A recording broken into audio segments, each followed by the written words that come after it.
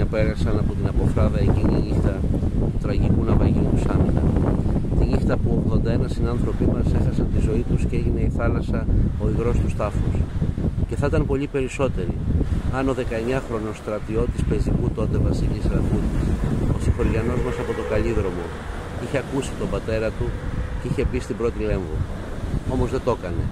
Προτίμησε να χάσει τη ζωή του, αλλά εξαιτίας του σήμερα ζουν παιδιά και μανάδες που εκείνο το βράδυ χαροπάλεψαν.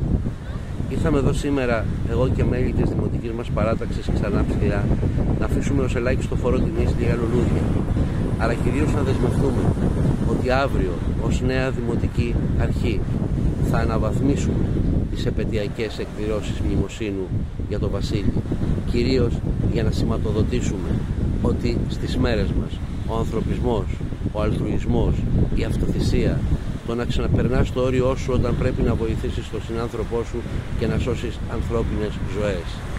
Πρέπει από δρόμο που άνοιξε ο Βασίλης να γίνει λεωφόρος.